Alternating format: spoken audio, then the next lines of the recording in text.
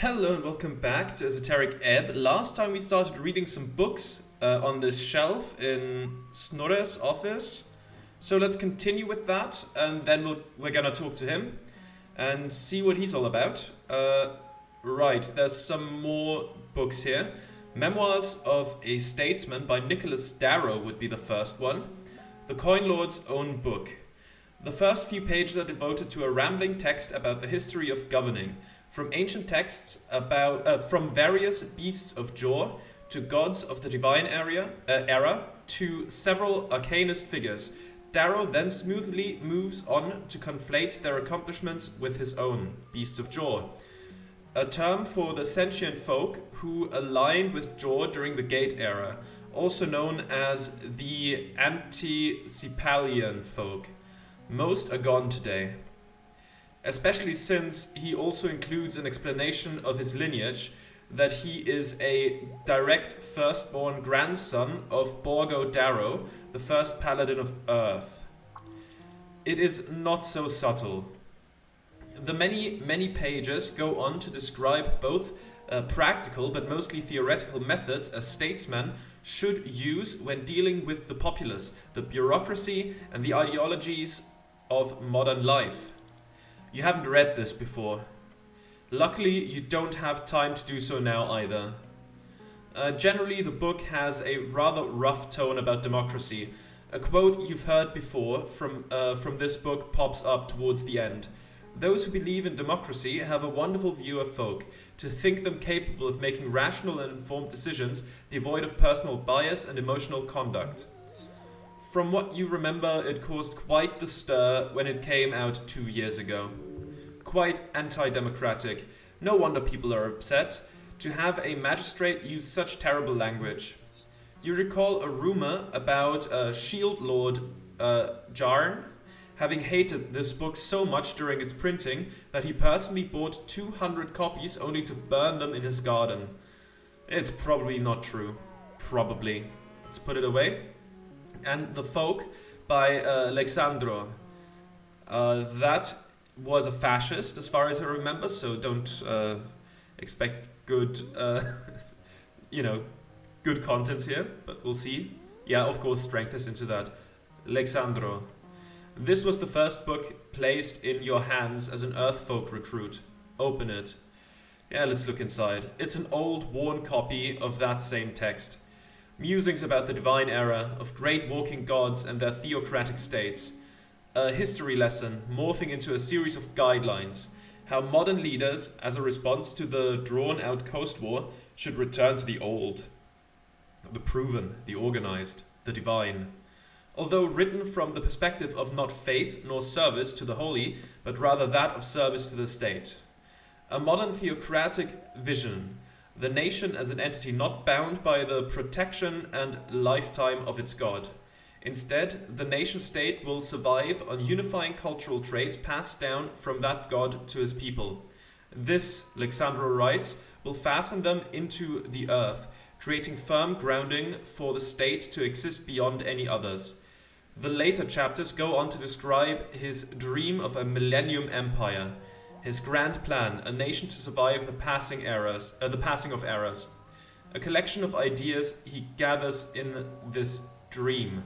An ideology, structured around order, without the weakness of monarchy, the chaos of democracy, or the esoteric dependence of majocracy. The Millennium Empire, the fascist ideal. Fascist, an emotional and illogical nationalist extremist. Basically a cultist. Fascist, a follower of fascism. A good book. Alexandro knew what he was talking about. It's almost like he wrote directly about the struggles of today's Norvik. Dangerous ideas. Fascism has led many cities astray in reeds. Well, I don't care about this. Dangerous ideas, yeah. Whatever your thoughts are, this book is used to reshape the city. You know well how effective it is. Let's put it away. And that is all the books we have here, so let's take a look at you. Intelligence behold, so that doesn't bode well for me necessarily, but let's see. With a good roll, anything can be made to work, but this is not a good roll. Halfling, Ford folk, a scholar of the Fordnip Commonwealth, a man working out of a hole in the wall. Okay, that's all we know about him so far. That was the wrong button. Let's engage. You take a step into the cramped office, standing in front of a sleeping halfling. Good afternoon, citizen. Oh, he mutters and widens his bushy eyes. His confused gaze focuses on you. Life is pain. What? Terrible, terrible pain. Oh, he mutters and rubs his face. The wrinkles fold over one another like waves on a storied sea. Are you... He looks at you with his weary expression, then he rubs his nose and sniffs twice. Are you here for the invoice? A quick glance to Snell. His words come out in a stilted halfling accent. No? No? No? Oh. Oh? No. What? The invoice. I don't have any invoice. Not for you at least. Or lean over to Snell. Should I have an invoice? I'll look over at Snell. No.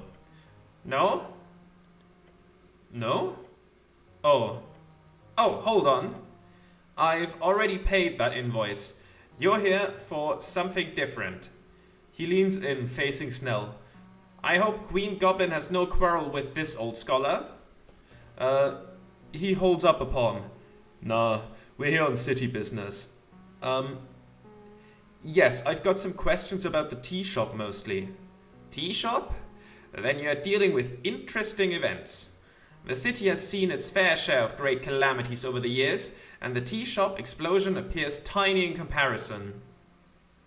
Probably, but I have some questions regardless. Of course. Curiosity is absolutely vital for keeping the old brain in motion, so I commend you, cleric. And you as well, my goblin friend. He looks around, grunting. Can I get either of you some fucking water, or... He wields swear words like coastal winds. You like this guy. He's like a rabid dog, without the biting, so far. No, thank you. Your companion replies very quickly. You're Scholar Appledent, right? Me? Yes. I'm Snurre Appledent, he says and bows his head in the chair. Scholar of Fordnip University in dedicated service to the progress of AIS. AIS? Alignment Intent Studies. Primarily, my expertise lands on the topic of alignment and its many historical and contemporary applications. Some bullshit, I will tell you. These days, I mostly deal with other forms of study. Specifically, I run this office here on the experimental techniques of psychoanalysis. What kind of magic is that?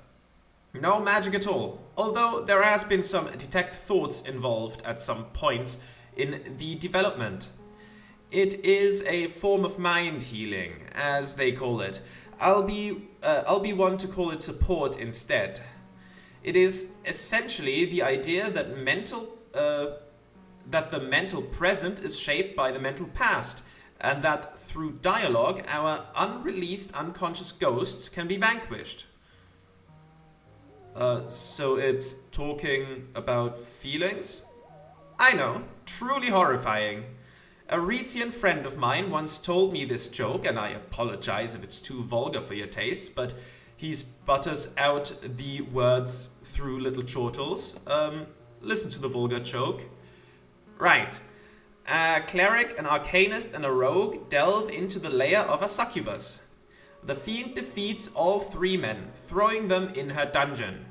But she grows to fancy them, so she offers them a choice. For each man who can successfully satisfy her, she will let that man go. Otherwise, he speaks with little fits of laughter in between, she ends them, so to say.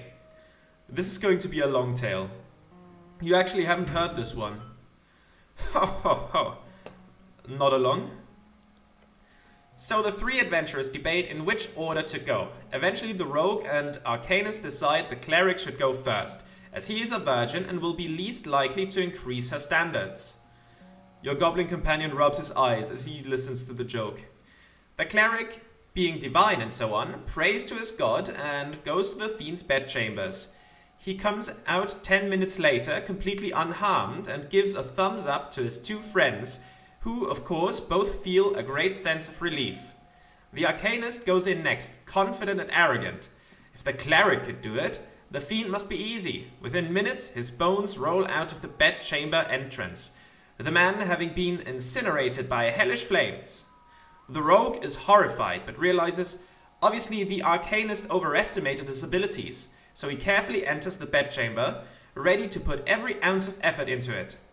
Less than a minute later, screams erupt from the bedchamber, and the rogue's lifeless corpse falls out of the entrance.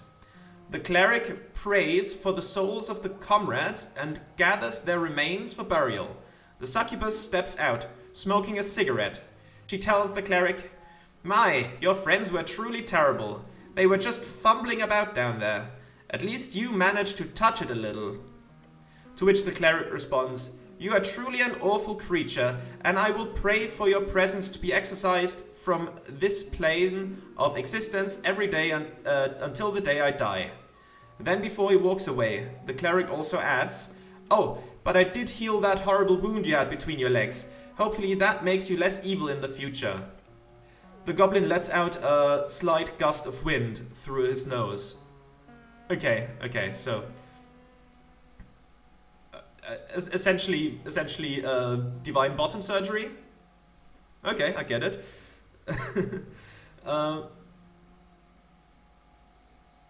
Okay, I'm just gonna laugh and say I get it.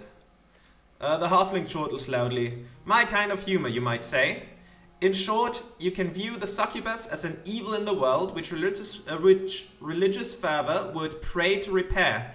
However, such reparations could often lead to a not-so-optimal path." He keeps on laughing. "Or, most simply, you could say, it's a basic allegory for alignment itself. The cleric meant well for all intents, but his actions cost the lives of both his comrades. Is that evil, or is it good? And so on. Either way, psychoanalysis. Yes, that's what we were talking about. It's about your feelings, thoughts, memories, choices you've made." Oh, maybe it wasn't just... I assumed bottom surgery, maybe you just closed it up. I think that's the actual joke. Sorry, look, being, non-binary myself, online, there's a lot of, transgender people I see, interact with and all that, so that's where my mind went to. Yeah. Things that, it's about feelings, thoughts, memories, choices you've made, things that have happened to you. They can bog you down, so to say, and the goal in my clinical practice is to root that out in my patients' minds and help make them aware of repressed negative baggage, if you will. So one can move forward more speedily. I don't have any repressed negative feelings. Sounds like removing a curse of the mind. I don't really care. Sounds like removing a curse of the mind. In a metaphorical sense, yes. But it's not the only thing I work on here. I am currently exploring the dream of animus. A dream of man and woman. Sounds interesting? It is. Beyond that, I also focus a lot on my own unverified theories. He slaps his knees and grins. The folk spirit. Have you heard of it?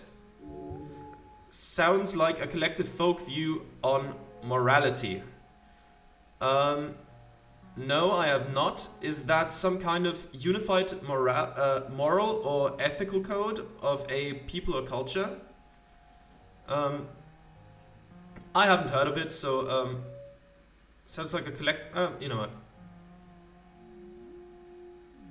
Is that some kind of unified moral or ethic code of a people or culture? Sounds like a collective folk view on morality. Okay, I'll go with that. No, it's... He leans back and squints. That's not actually that far off. You've got a head on you, cleric. The folk spirit is the working title for my new thesis. Most of it is, if you excuse my neuron, fucking bullshit. But in short, it is about how each folk share a number of core communal archetypes or myths. I have traveled around the coast to collect as many tales written down. I have traveled around the coast to collect as many tales written. Sentence structure is currently vexing me, sorry. Writing down thousands of stories previously only passed down orally. All to see how well my theory holds up in the minds of so many folk. He clears his throat and leans back into his chair. Apologies, I am ranting here. Let us put a stop to it. What do you want, cleric? Okay, so there's a lot of options here. I will first ask about the tea shop. What do you know about the tea shop, the one that exploded? Oh, horrific! He gestures wildly towards the rocky wall. Shit started shaking. It was as if the red rock of Tolstad itself was cracking. For half a second or so. So you were down here when it happened? Yes. I think I was asleep, but the sound awoke me. Did you go check it out? No. Someone told me later what it was like. I have work to do here. You heard anything about it? Rumors? You should not believe rumors, cleric. But yes, I did hear some nasty stuff. Some people seem to think the owner did it himself since he is missing. Some others think the city did it since they printed a clear lie in the post. I've also heard people say the Ascalists are responsible since it was their hideout. Or that the Free Striders did it for the same reason, blowing up Ascalist opposition and so on. It's all bullshit, of course. Don't believe rumors. What do you think happened? He shrugs violently. I've got some other questions. Good. What are you voting in the election? I'm a filthy Ascalist. Good choice. It is an acceptable choice. The green banner is flown in a strange context here, in this Republican wet dream of ours. Ascalism is supposed to be about abolishing the entire structure of hierarchy. That history is driven by economic struggles, specifically the clash between classes. Asgal's end goal is a classless, stateless society where everyone's equal. But looking at the Norvikian Ascalists, it's clear to me they long ago let this goal slip past.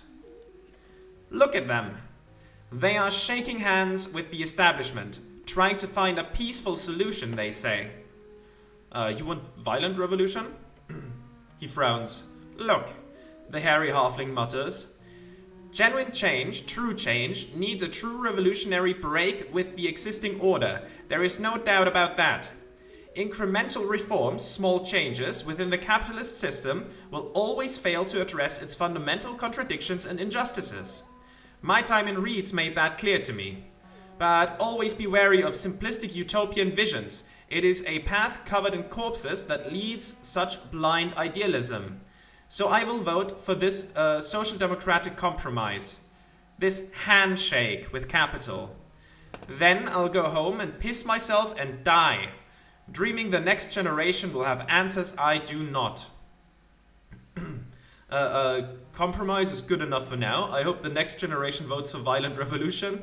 Any Asgalism is too much Asgalism. You should all be run out of the city. I, on the other hand, am not an Asgalist.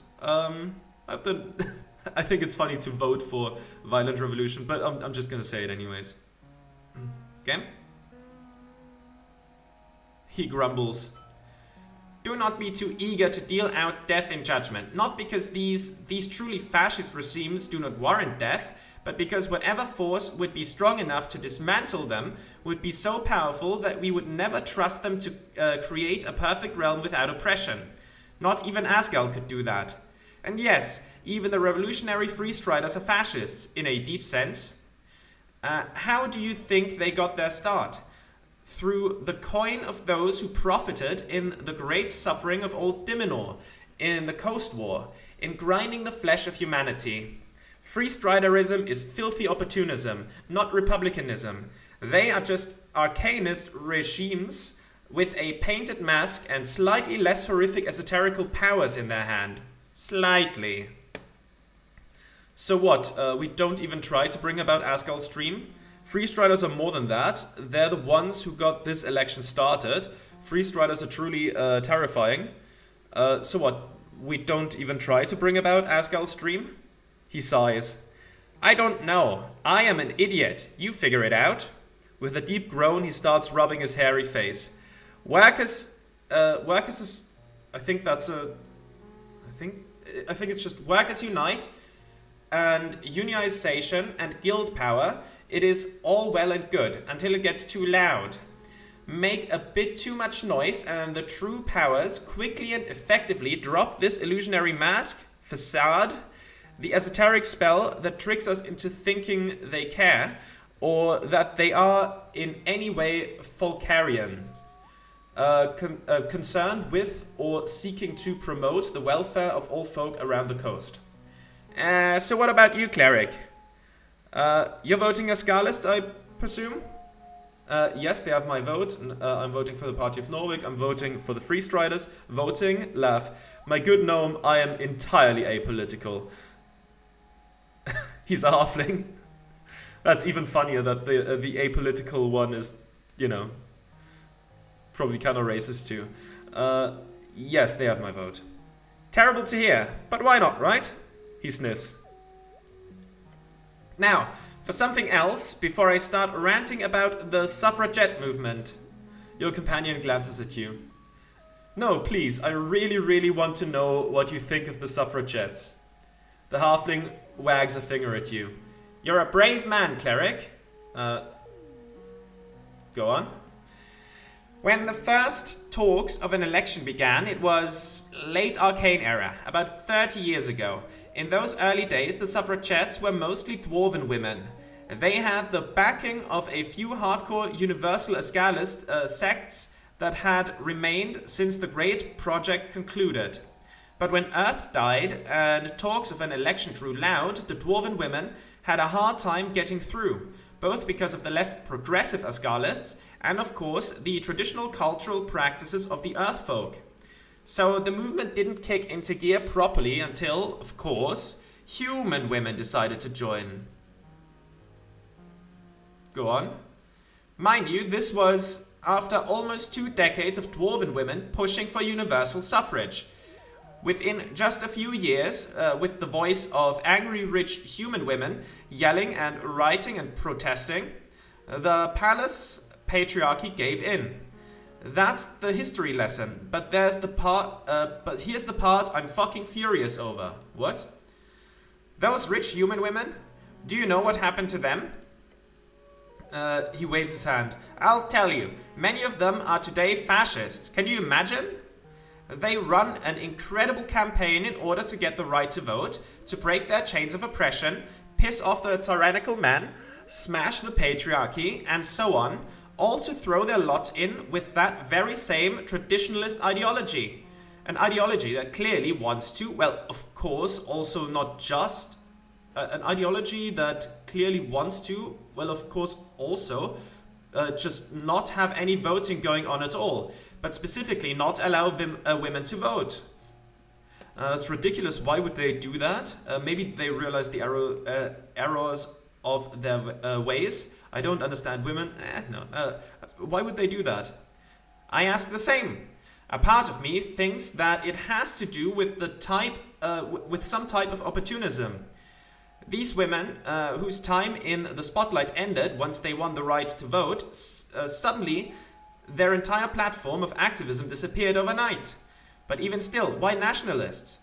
Perhaps there is some, if you don't mind me speculating wildly, some type of perverse psychosexual thing at play here. Highly misogynistic statement. He should do better. Or it is simply a question of class. It probably is. Yes, probably. They are mostly a group of rich people, and that would logically supersede their identity as women. If the rich human position in society is threatened, they have more to lose as rich than as women. It's a complex topic, and I don't have fucking time to think about it, even though I want to desperately figure it out. But that is just something I'm fascinated by, you know? The halfling rants about things he is trying to understand. He's able to capture an audience that way, clearly. Anyway, okay. You're a halfling, right? Give me your thoughts on the Clanland ordeal. Ordeal? He scratches his nose and looks up into the air. That bad, huh? Bad? No. Understandable. Inevitable. My homeland is a shell of broken people. The clans and my kin, especially those stuck under occupation across the Golden Line, they are being systematically destroyed, step by step, as the Horde marches into Askani land. I read about that. The Golden Horde claimed a part of Askan. A big chunk, yes? Then they put up their esoteric wall, he grunts. The Clanland deal, this armistice, was seen by many as a practical solution, since only 2 clans were left to be enslaved and integrated as Horde tributaries. He slams his hand onto the side of the chair. It is a band-aid. Celestials view time in centuries, while we see in decades at best. Thus, they can take one piece at a time, with generational acceptance in between. Oh, Clanlands first. A term for the unified halfling states in Western Askan. The official name is the Fordnip Commonwealth, although many avoid the term as to not annoy envoys of the Golden Horde. Did you live in the Clanlands? What will happen to them? Is there a resistance in Fordnip? Why do they want the Clanlands so badly? Are the Celestials influential in Norvik? That is all I wanted to ask. What will happen to them? Tomorrow? Nothing. In a decade? Not much. Fordnip will still stand by the time I die, in 30 or 40 years. But by the end of this new era, my homeland will surely be eradicated. That is my estimation. Did you live in the Clanlands? When the Golden Line was drawn? Yes. It's not that interesting, but I was on the western side when it happened. There wasn't enough food to go around, so I pulled some strings to smuggle myself east. It's a whole story. I can't say much more. My clan, the Appledents, all live in Tipberry, so it's not some big personal tragedy on my part. It's more of a folkish destruction, a grander trauma. A grander trauma. Something generational. Even if I was there to witness it, I imagine you would feel something similar about the Coast War. That's actually extremely interesting. You could write a book on that. I have. I can't get it published though. No one wants to deal with legal threats from the Horde. That's terrible. Isn't there a resistance in Fordnip? Of course. It's a whole damn mess. Ignoring the actual guerrilla resistance west of Line, there has been a massive rally around anti-celestial sentiment in the east. They have attempted sanctions with Norvik, VK, and even Ilum backing. There's even been coast-spanning outreach all the way to Kargamesh to build some type of coastal-spanning halfling coalition. Nothing works. The Horde has a finger in most every trade port. They own land and hold strong ties to every regime. Even Norway has not officially backed their neighbors. Without Earth and with Lady Fair not so existing, they are, as the kids say it, steamed. As you can imagine, the halfling population of the hills are not too happy about this, but what can they do? An Askell victory might change things, but the Free Striders are in the celestial pockets, as are the Patriarchs. So yes, there is resistance, but as of yet, there is no practical way out of this frog being boiled, I'm afraid. A great tragedy, for this small folk to be all crushed by a radiant fascist boot. Why do they want the Clanlands so badly? He waves his hand. It's a basic resource conflict. Oh? Amber. You know, Electrum. Amber? The Commonwealth is the only reliable source of amber for the many esoteric use cases. Spell storing, item crafting, consecration, esoteric attunement. It is an extremely useful material, a powerful one. So it is really no wonder the Horde wants to expand their golden line. If Norvik was more reliant on amber as a resource, I'm sure they too would covet those hills. But trading with the halflings does not seem so different from trading with the Horde, at least not today.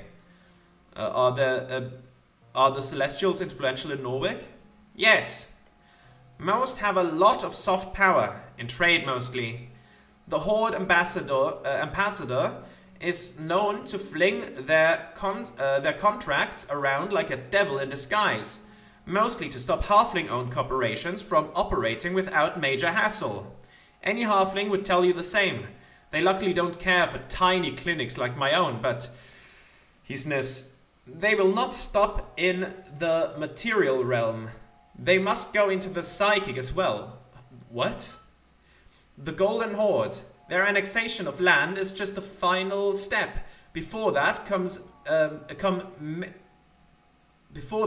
many little crushings of thoughts and dreams and a tyranny of pure ideology. They shape perception to maintain control. An incredible evil, those poor halflings. That is all I wanted to ask. Yeah, okay, let's see. What do I ask next?